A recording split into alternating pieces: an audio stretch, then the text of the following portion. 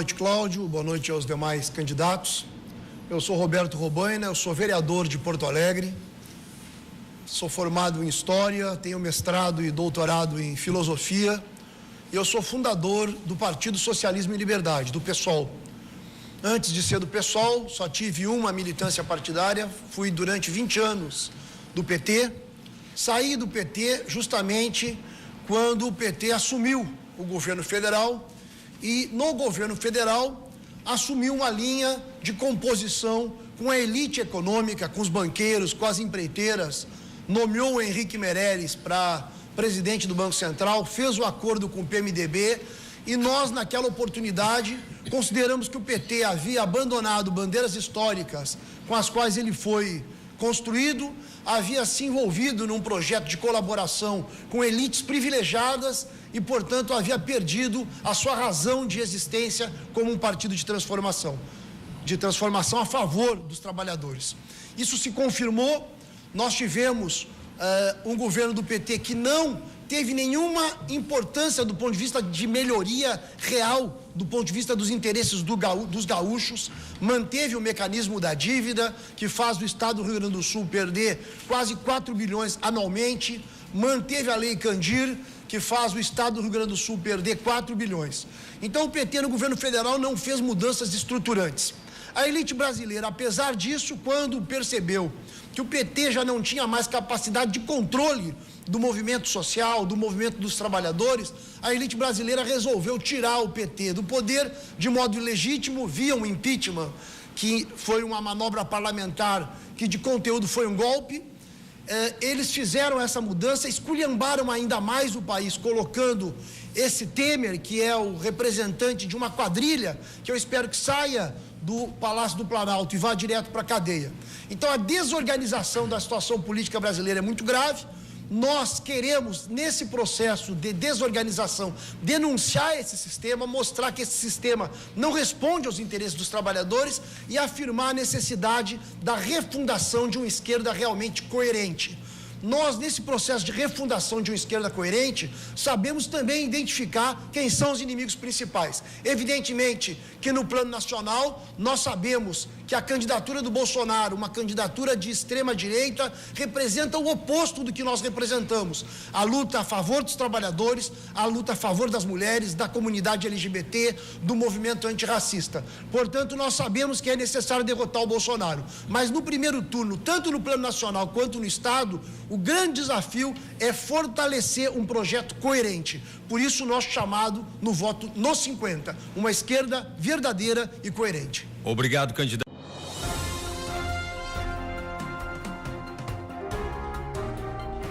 Nós temos uma situação vergonhosa, um governo que diz que a situação está toda boa quando temos 6 assassinatos por dia, quando temos um latrocínio a cada 3 dias, quando nós temos um assalto, um roubo de carro a cada hora no estado do Rio Grande do Sul. Em 2017, tivemos mais de 23 mil casos de mulheres agredidas com lesões corporais, isso registrado na polícia, fora as ocorrências que não são registradas. Então, é evidente que nós temos uma situação terrível na área da segurança pública. Se prendeu ainda em grande quantidade, quer dizer que não é um problema de falta de encarceramento. No estado do Rio Grande do Sul, nós tínhamos no ano 2000 13 mil pessoas presas e atualmente são 40 mil presos. Então isso mostra que simplesmente encarcerar não resolve, é preciso saber prender e qualificar, garantir que haja inteligência no trabalho da segurança pública.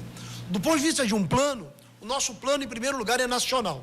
É preciso, sim, mudar a política nacional de drogas. Atualmente, a política nacional de drogas, levada adiante pelo governo federal, ela segue um modelo do Nixon nos anos 60, isso fracassou, ela tem servido apenas para combater e para prender jovens pobres da periferia. O verdadeiro tráfico, o grande tráfico de drogas não é combatido, porque o grande tráfico de drogas se combate com inteligência, vendo onde é que está indo o dinheiro, e o dinheiro está relacionado com os bancos. E do ponto de vista de um governo do Estado, que cabe sim fazer esse debate nacional, mas a mudança de legislação ela é nacional, ela não é estadual, mas um governo do Estado pode priorizar. E a nossa prioridade é o combate aos crimes contra a vida. Feminicídio, latrocínio, homicídio, Essa deve ser a prioridade de uma política de segurança pública que realmente melhore a situação do povo. Atualmente, a prioridade é atacar a juventude, jovem, pobre e da periferia. E a nossa é realmente atacar o crime. Obrigado, candidato.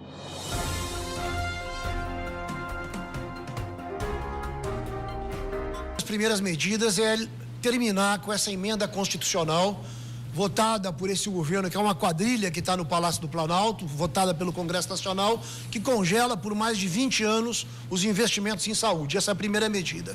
Segunda medida, apoiar ativamente, evidentemente que a medida nacional está relacionada com uma luta e com a mobilização nacional. A medida diretamente vinculada com o governo é o apoio às equipes de saúde da família, são muito importantes. Nós necessitamos melhorar os salários dos trabalhadores das equipes de saúde da família, aumentar as equipes de saúde da família.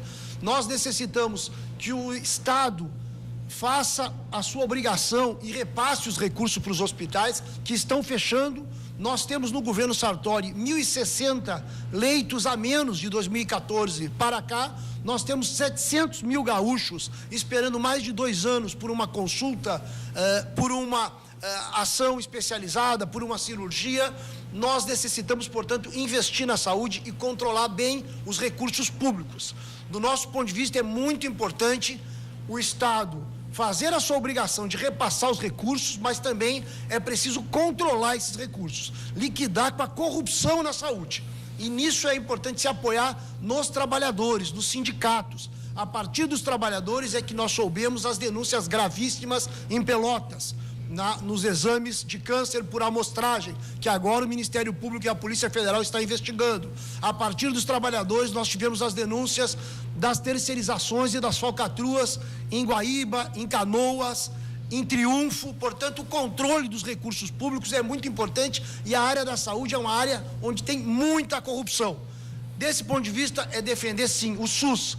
E, para defender o SUS, é preciso o Estado bancar a saúde, mas é preciso também controlar esses recursos. Eles não podem ser roubados. Na área da saúde é ainda mais criminoso. Obrigado.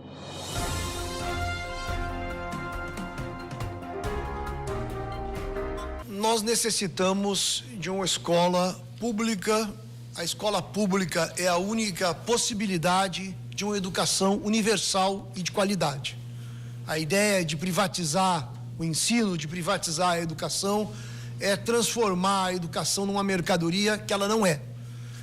Nós estamos convencidos, isso é muito importante, que uma proposta como a do Matheus é porque o Matheus é representante de um partido pequeno, mas é um partido de pessoas muito ricas, não? Milionários que se organizaram, banqueiros, pessoas ligadas ao sistema financeiro, que têm a ideia de que a economia é uma economia onde o público não importa e que importa só o privado. Imagina se o Estado, já carente de recursos que está, iria ainda entregar os seus recursos para a escola privada. Não, o que nós necessitamos é que o Estado seja bem administrado, que não haja corrupção no Estado, portanto, seja controlado pelo público e que nós tenhamos, de fato, uma educação pública.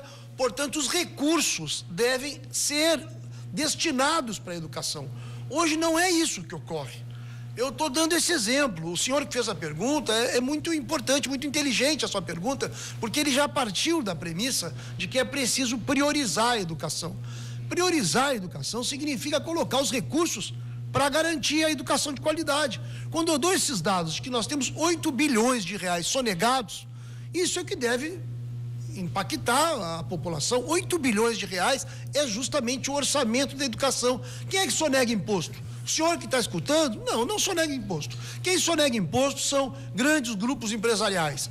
Nós precisamos cobrar os sonegadores, nós precisamos terminar com a farra fiscal, onde grupos empresariais seguem sem pagar imposto. Não é o povo que tem que pagar imposto, são os grandes grupos empresariais, e com esses recursos nós podemos investir sim em educação de qualidade pública, gratuita e universal. Obrigado.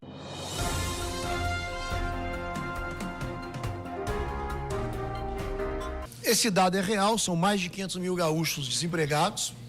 O Estado tem que cumprir um papel, e o papel de indução do Estado tem que ser ligado a cooperativas, a pequenas e médias empresas e também a pequena agricultura familiar. É o pequeno e o médio empresário, e são as cooperativas, que geram mais emprego. Os grandes grupos empresariais, as empreiteiras e os banqueiros, eles têm um elemento mais parasitário, de sugar dos cofres públicos e de fazer os políticos servirem a seus interesses. Por isso que nós temos uma sonegação tão grande e o Estado não cobra esses sonegadores, não garante um piso para o magistério que ajudaria a fazer a economia girar. Nós temos um Estado que dá isenções fiscais milionárias para grupos empresariais que não oferecem a contrapartida de geração de emprego. Nesse debate eleitoral, eu tenho dado o exemplo da empresa Videolar, do senhor Lírio Parisotto, o segundo homem mais rico do Rio Grande do Sul, recebeu uma isenção fiscal de 380 milhões, o que é 3 vezes o orçamento da cultura, e a contrapartida foi gerar 5 empregos. Nós precisamos fazer o Estado ser indutor do desenvolvimento econômico. Nós temos um banco público que precisa se manter público, que teve um lucro de 1 bilhão, no ano anterior 600 milhões, esse ano já fechou em 500 milhões. Esse banco, o Banrisul, precisa ofertar crédito mais barato que o sistema financeiro privado para a pequena agricultura, para as cooperativas, para o pequeno negócio, e fazer com que o nosso Estado ajude a desenvolver a economia e, portanto, a gerar empregos. Também ter um plano de construção de casas populares ajuda, porque na construção civil é onde nós temos a maior capacidade de multiplicar a mão de obra. A atual dívida do Estado é superior a 67 bilhões de reais, o que limita investimentos para as principais áreas, como segurança, saúde e educação. Qual a sua proposta para solucionar esse problema? O recurso que sai do Estado do Rio Grande do Sul vai para o sistema financeiro. É o sistema financeiro, a estrutura de bancos, 2, 3 grandes bancos, que são os principais beneficiários da sangria que o Estado do Rio Grande do Sul tem em relação ao pagamento. Desde 98 nós estamos pagando essa dívida, já foi paga quando foi feito o acordo que o Brito, que o Sartori era o líder do Brito na Assembleia, junto com o Fernando Henrique, disseram que tinha liquidado a dívida do Estado do Rio Grande do Sul. Essa dívida era de 9 bilhões. Aplicando um reajuste inflacionário, estamos falando de cerca de 40 bilhões. Já foi pago de lá para cá mais de 30 bilhões e a dívida total é mais de 60 bilhões. A conta não fecha por uma razão muito simples. Foi um sistema de agiotagem que foi feito, juros sobre juros. Portanto, a dívida já foi paga. Tanto é assim que o próprio Supremo Tribunal Federal reconheceu numa liminar que o Rio Grande do Sul não pode seguir pagando. A suspensão do pagamento que está em vigor agora é porque se demonstrou que não se pode continuar pagando. O Estado não tem como seguir sangrando. O governo Sartori faz o quê? O governo Sartori, com esse regime de recuperação fiscal, ele já aceita um fato consumado, não tem recurso para pagar imediatamente, faz um acordo para voltar a pagar, ou seja, faz um acordo para o Estado conseguir economizar recursos para novamente entregar para o sistema financeiro. Qual é a contrapartida do Estado? É não contratar professores, não contratar policiais, privatizar as nossas estatais. Daqui a 3 anos, a dívida vem ainda maior, com parcelas mensais ainda superiores. Portanto, o projeto do governo de recuperação fiscal é uma grande mentira. Não vai recuperar as finanças do Rio Grande do Sul. Ao contrário, depois de um período de suspensão, nós vamos ter que pagar mais e por mais tempo. Portanto, a dívida tem que se manter com o pagamento suspenso. O agronegócio é o segmento mais tradicional e representativo da economia gaúcha. Quais as suas propostas para incentivar esse setor? O projeto do PSOL defende a desconcentração da propriedade de terra. Isso é muito importante. O Rio Grande do Sul tem uma concentração de propriedade de terra impressionante. Isso atrapalha o desenvolvimento do Estado. O dado de que a pequena produção agrícola é responsável pela alimentação, pela produção de alimentos de 70%, é um dado relevante. Isso é muito importante. É o pequeno produtor que deve ser incentivado. Infelizmente, os governantes têm incentivado os grandes proprietários. Nós temos no Rio Grande do Sul 1% dos proprietários. cerca, portanto, de 3.500 fazendeiros que detêm mais de 30% das terras. 1% que detém 7 milhões de hectares, quando são os pequenos produtores que garantem a alimentação do povo. Nós temos que apostar no pequeno produtor. O Banrisul tem que ajudar a dar crédito barato para a pequena agricultura, para a pequena propriedade. Os grandes empresários, os grandes latifundiários, têm como eixo da sua economia a exportação de soja. Nós aceitamos a exportação de soja, mas não é possível o Estado abrir mão de recursos para que empresas ligadas à exportação de soja ganhem esses 1% que ganham no campo, a Cargill, a ADM, a Bunge, que são as empresas que se beneficiam do mecanismo da Lei Candir, que isenta de tributos os produtos primários e semi-elaborados, no caso específico a soja. Nós estamos plantando cada vez mais soja e, tendencialmente, cada vez menos arroz, menos feijão, e nós precisamos, sim, ter assistência técnica para os pequenos agricultores, por isso que a Emater tem que ser defendida e acabar com a bandalheira de dar isenção para os grandes latifundiários que são o tempo inteiro perdoados as suas dívidas em Brasília.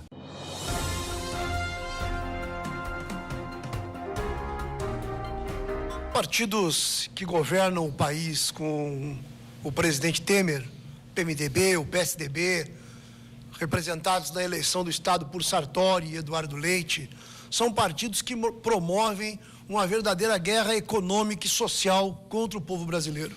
Além dos escândalos de corrupção, o ataque ao salário, o desemprego, as terceirizações, a tentativa de impedir a aposentadoria, uma verdadeira guerra contra o povo.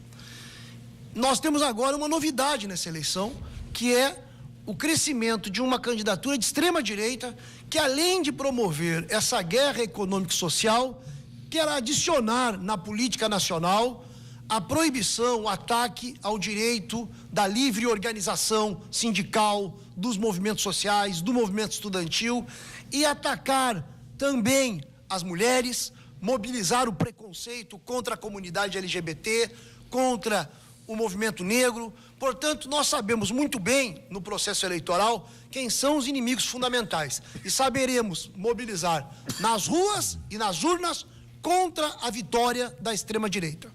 Mas é preciso que a população também ajude a fortalecer um projeto de esquerda autêntica, porque a crise que nós temos, ela também é produto do fato de que o PT entrou no governo federal e aceitou a lógica política dos partidos tradicionais, produzindo uma situação de crise a tal ponto que a extrema-direita tem tentado se aproveitar. Portanto, nós vamos sim enfrentar a extrema-direita, mas pedimos nessa eleição que a população fortaleça a possibilidade de construir uma ferramenta de esquerda coerente, um partido que não tem envolvidos na Lava Jato, que sabe enfrentar a direita, mas que enfrenta o neoliberalismo e não aceita a conciliação com os privilegiados que atacam os interesses do povo. Isso é o voto no 50. O voto no 50 é o voto pela construção de uma alternativa verdadeiramente de esquerda. Obrigado.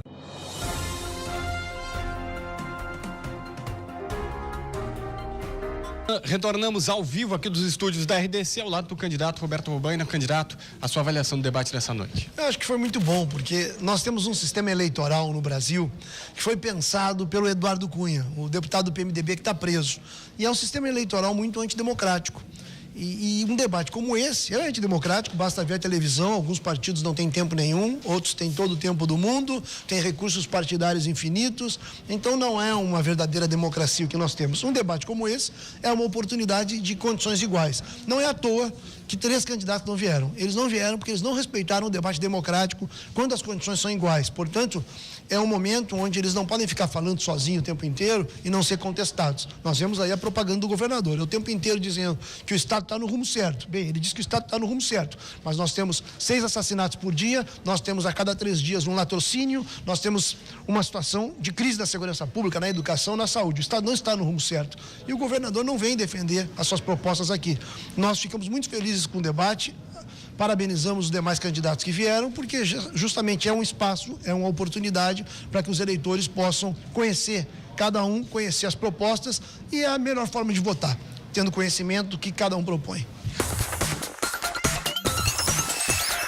RDC TV. O Rio Grande se conecta aqui.